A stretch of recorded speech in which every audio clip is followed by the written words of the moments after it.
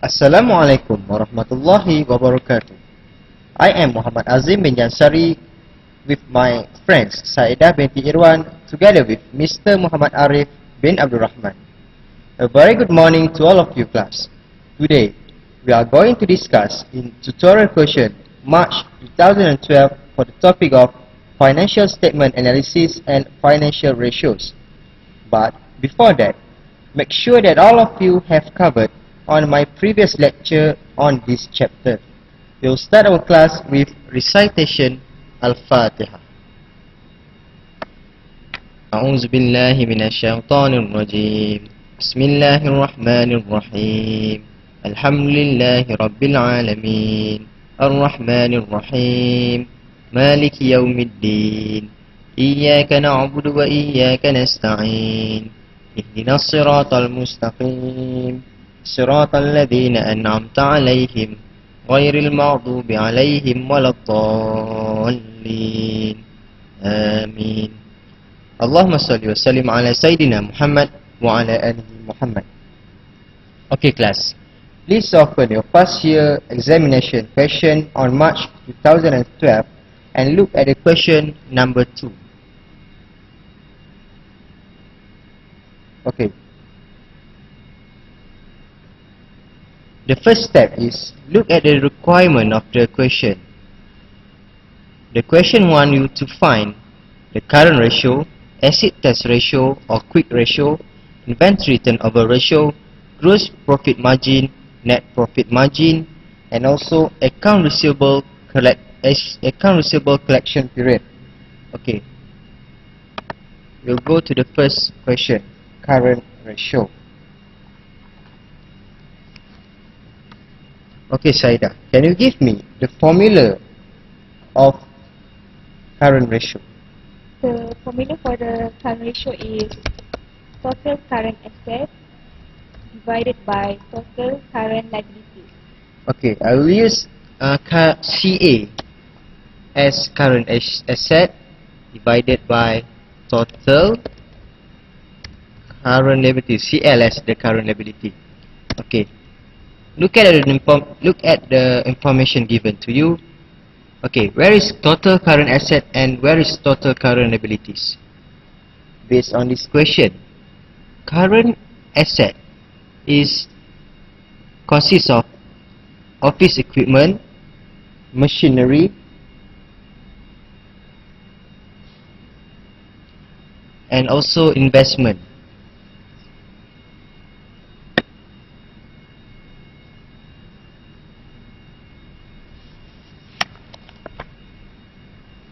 I think Azim, we should classify the item first. Okay. So, Office equipment, we can classify it as non-current asset. okay, Non-current office asset. non-current asset. We put aside the question non-current asset. Okay. Then machinery, Should be non-current asset also. non-current asset as well. Then Investment also as non-current asset. non-current asset. While honest equity is OE. Honest equity is OE. So account receivable is the current asset. Account receivable is current asset. As well to the cash at bank, cash in hand, and closing inventories also should be included in the current asset. Okay, class. Saida, can you give me what is the sum of account receivable, cash at bank, cash in hand, and also closing inventory, as it is the total current asset in this question? After we total up all the current assets, we will get the amount, which is 113,000. 100. Okay, 36,000 plus 55,000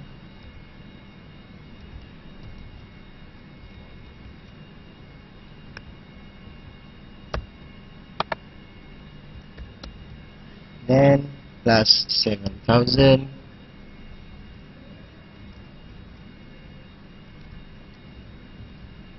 also plus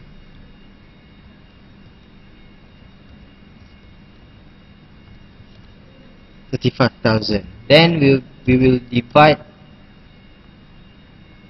with total current asset. What is the amount of total current asset, Saida? Total current liability, sorry. The amount is already given there, which is 45,000. 45,000. So just substitute it into the formula. Okay. Okay. Can you give me what is the answer? So the current ratio is 2.51 to 1. Okay. So as the conclusion, Mhm. okay, please members class, you need to make a conclusion after you calculate. So the current ratio is 2.51 to 1.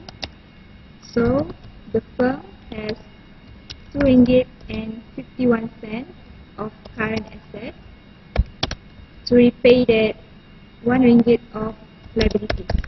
Okay, thank you, Saida.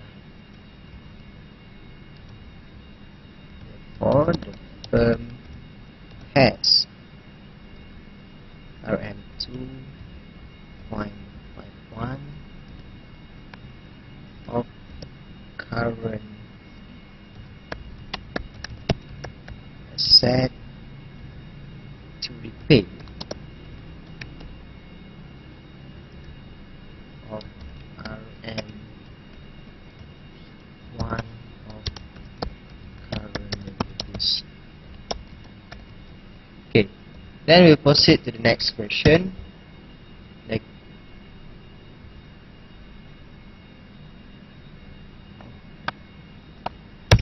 okay, the next question want you to find the acid test ratio, also known as quick ratio.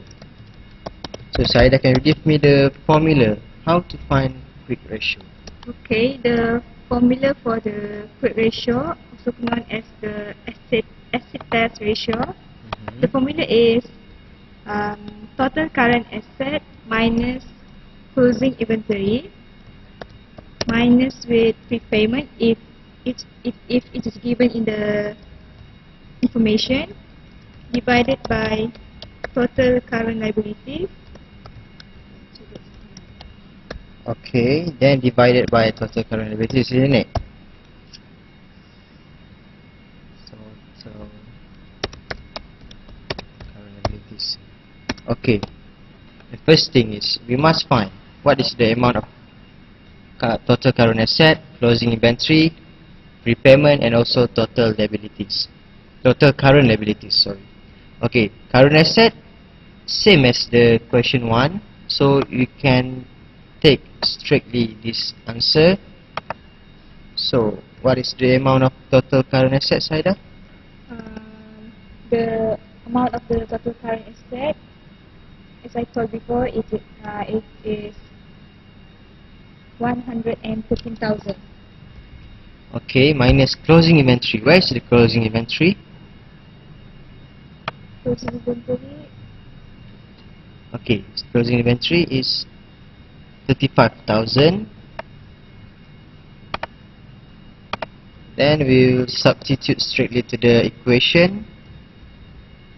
Then divided by total current liabilities, which is account payable 45,000. Okay, Saida, can you give me the answer, please? the answer is 1.73. 1.73. Okay. So as the conclusion, the quick ratio is 1.73 to 1. Therefore, the firm has 1 ringgit and 70 cents of current asset to repay that 1 ringgit of liabilities.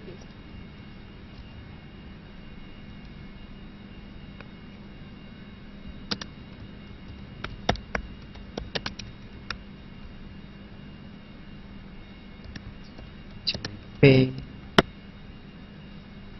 that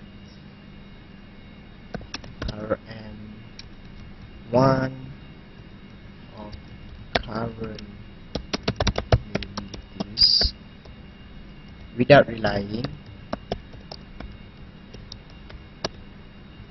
on closing inventory. Okay, next we'll proceed with the next question, which is compute you to find inventory turnover ratio. Okay.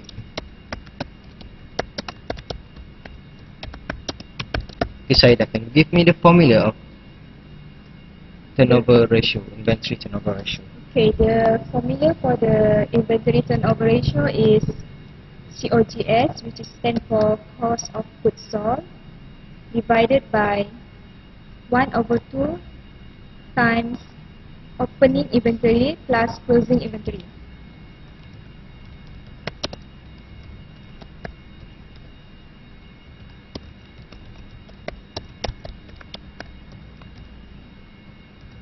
Okay. Then we'll just substitute COGS. Where to find COGS? COGS is the value that we can get in the income statement after we minus with the closing inventory. Okay, so this is the COGS. Then we will substitute straight into the equation 111,500.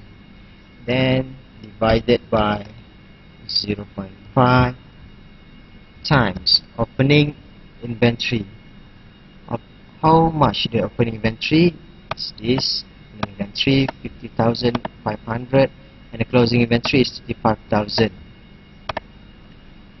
Okay.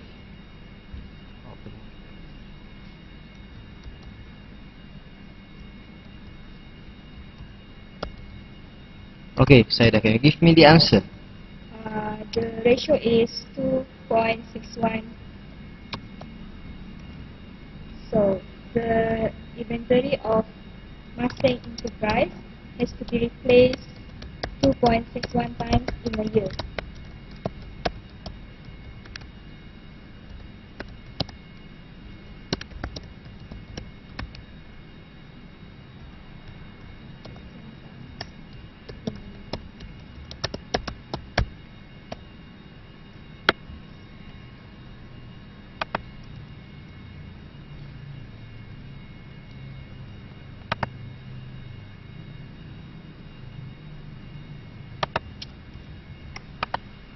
Okay.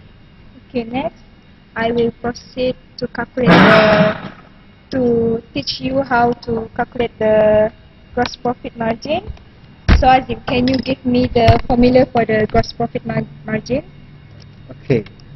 The formula of gross profit margin is gross profit divided by net sales times 100.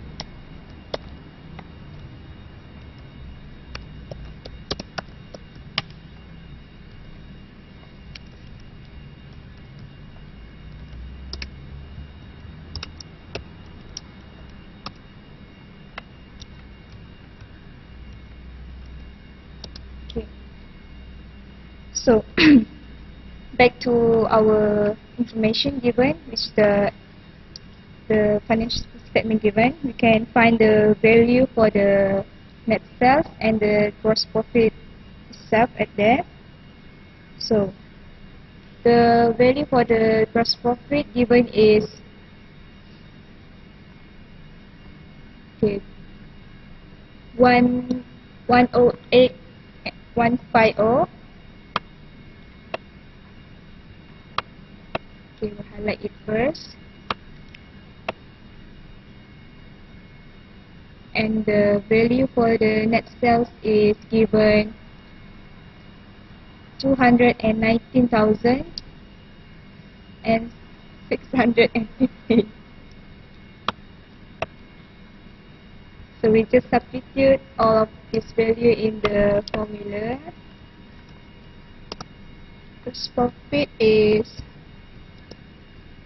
108,150 divided by 219,000 600. So Azim, can you calculate that for me? The answer is 49.24%.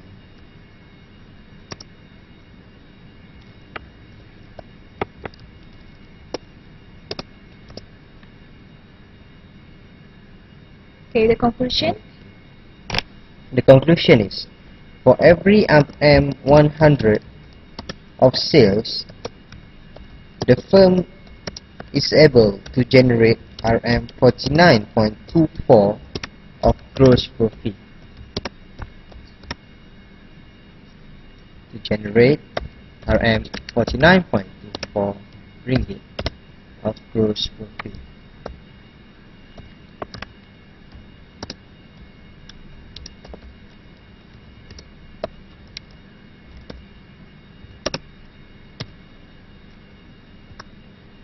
Okay, we proceed to calculate the value for the net profit ratio. So, what is the formula? Okay, the formula for net profit margin or net profit ratio is net profit divided by net sales times with 100.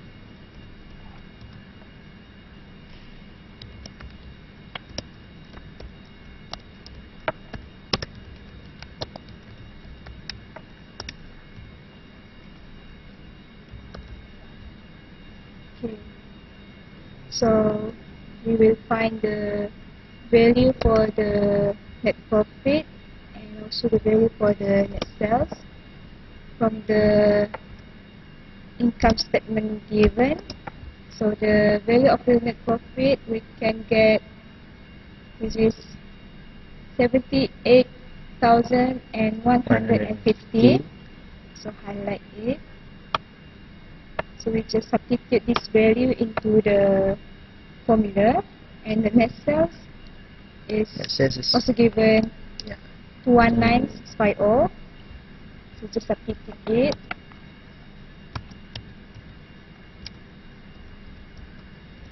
This kind of question is quite easy, class. So we just we can direct get the answer. You can direct get the information based on the income statement. Okay, the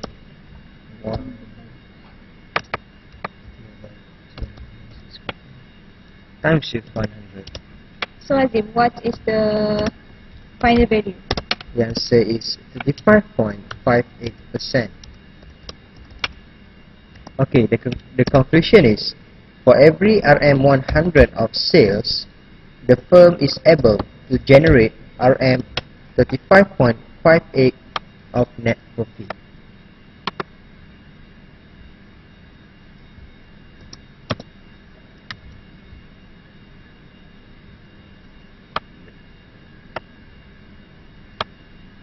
Is able to generate RM35.58 of net profit.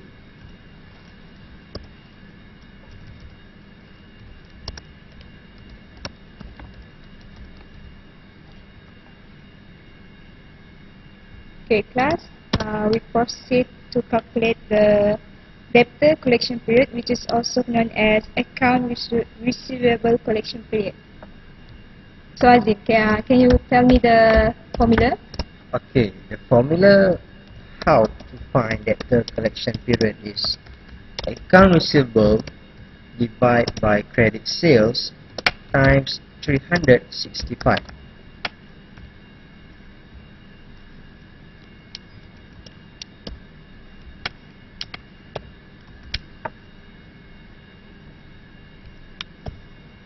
For your information, credit sale is also known as net sales.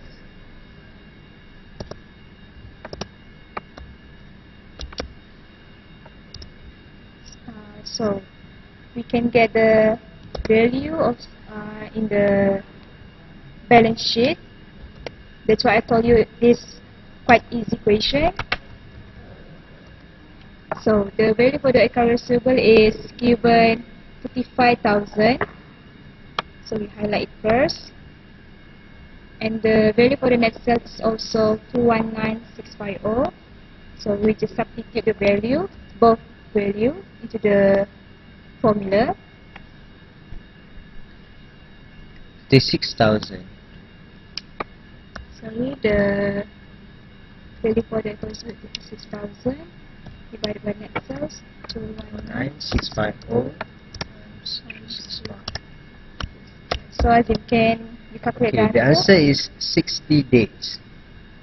The conclusion is the firm takes 60 days to collect debts from its account receivable.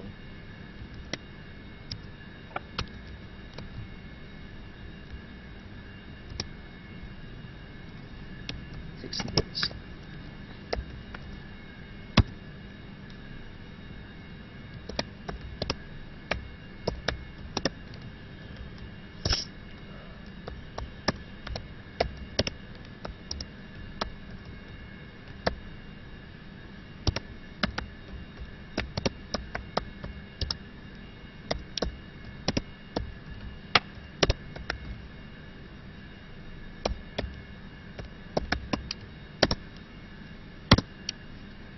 So, so this the so we have calculate all the value. So it's quite easy. So before we end up our tutorial class today, we will share a tazkirah first. Okay. Okay. Tazkirah yang kami nak kongsikan ni adalah berkaitan dengan konsep tauhid. Okey. Sebenarnya apa yang dimaksudkan dengan tauhid ni? Tauhid ni adalah kita mengesahkan Allah, Tuhan yang tiada sekutu baginya, yang bersifat dengan segala sifat kesempurnaan, kesucian, kebesaran dan keadilan. Apa pula pengertian iman? Iman bermaksud keyakinan yang kukuh dengan hati, mengakui dengan lidah dan melaksanakan dengan anggota. Okey, seterusnya kita akan menghayati rukun iman dan pengertiannya. Pertama sekali, rukun. Rukun yang pertama adalah percaya kepada Allah. Dengan kita percaya kepada Allah, kita perlu tahu sifat wajibnya, sifat mustahilnya dan sifat harusnya. Sifat wajib mempunyai 20, manakala sifat mustahil 20, manakala sifat harus adalah 1. Seterusnya, kepercayaan kepada malaikat. Malaikat kita wajib percaya kerana malaikat juga adalah hamba Allah. Malaikat yang wajib dipercayai secara tafsili adalah Jibril, iaitu tugasnya menyampaikan wahyu, Mikail membawa rezeki, Israfil meniup sangkakala, Israel mencabut nyawa, Munkar dan Nakir menyoal mayat di dalam kubur, Rakib mencatat amalan kebajikan, Atid mencatat amalan kejahatan, Malik menjaga pintu neraka, manakala Ridwan menjaga pintu syurga. Selain daripada itu, kita juga perlu percaya kepada kitab. Antara kitab yang diturunkan kepada Nabi-Nabi terdahulu selain Nabi Muhammad adalah kitab Taurat yang diturunkan kepada Nabi Musa dalam bahasa Ibrani. Manakala kitab Zabur diturunkan kepada Nabi Daud dalam bahasa Qibti. Seterusnya kitab Injil diturunkan kepada Nabi Isa dalam bahasa Syriani. Seterusnya Al-Quran diturunkan kepada penghulu kita Nabi Muhammad SAW di dalam bahasa Arab. Seterusnya kita akan pergi kepada kepercayaan kepada Rasul. Antara Rasul adalah Nabi juga, tetapi Rasul diberikan keistimewaan. Contoh Rasul yang kita perlu tahu adalah Adam, Idris, Nuh, Soleh, Ibrahim, Lut, Ismail, Ishak, Yakub, Yusuf, Ayub, Syuaib, Musa, Harun, Zulkifli, Daud, Sulaiman, Ilyas, Ilyasa, Yunus, Zakaria, Yahya, Isa dan terakhir sekali Nabi Muhammad SAW. Okey, seterusnya kita akan pergi kepada percaya kepada hari akhirat. Dan yang akhir sekali adalah percaya pada qada dan qadar. Apa itu qada dan apa itu qadar? Pengertian qada adalah pelaksanaan setiap satu perkara, manakala qadar adalah ketentuan setiap satu perkara. Oleh itu, percaya pada qada dan qadar adalah satu kewajipan kerana perkara ini terjadi adalah dengan kehendak dan ketentuan Allah. Okay, so konklusi daripada tazkirah yang kita ambil ni, kita kenalah berusaha untuk meningkatkan keimanan diri kita ni dari hari ke hari dengan melaksanakan amal makruh dan nahi munkar.